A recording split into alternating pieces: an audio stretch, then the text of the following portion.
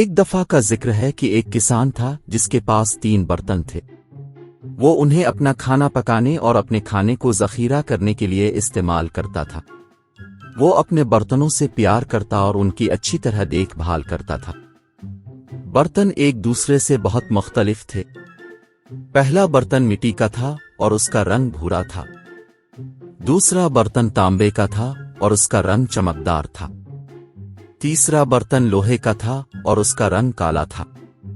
لیکن برتن وہ ایک دوسرے سے خوش نہیں تھے۔ وہ اکثر ایک دوسرے سے بحث کرتے اور مقابلہ کرتے، یہ ثابت کرنے کی کوشش کرتے کہ بہترین برتن کون ہے۔ مٹی کے برتن نے کہا، میں بہترین برتن ہوں کیونکہ میں سب سے پرانا اور سب سے بڑا ہوں۔ تانبے کے برتن نے کہا، میں بہترین برتن ہوں کیونکہ میں سب سے نیا اور سب سے چھوٹا ہوں۔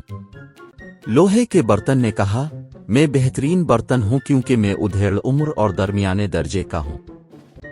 برتن ہر روز جھگڑتے اور گھمنڈ کرتے، باورچی خانے میں بہت شور مچاتے تھے۔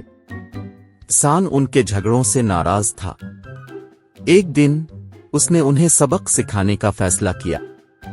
اس نے کہا، میں اب میں سے ہر ایک کو استعمال کرتے ہوئے 3 پکوان بناؤں گا اور پھر میں ان کا مزہ چکھوں گا اور ان کا فیصلہ کروں گا۔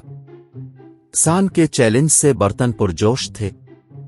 ان کا خیال تھا کہ آخرکار وہ ایک دوسرے پر اپنی برتری ثابت کر سکتے ہیں۔ اس نے مٹی کا برتن لیا اور کہا، میں اس برتن کو چکن نوڈل سوپ بنانے کے لیے استعمال کروں گا۔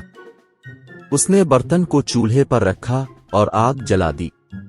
اس نے تانبے کا برتن لیا اور کہا، میں اس برتن کو چاکلیٹ پڈنگ بنانے کے لیے استعمال کروں گا۔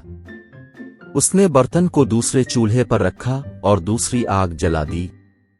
اس نے لوہے کا برتن لیا اور کہا، میں اس برتن کو پیزا بنانے کے لیے استعمال کروں گا۔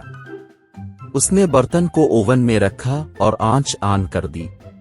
وہ 1 گھنٹہ انتظار کرتا رہا جب تک کہ تمام برتن پک نہ جائیں۔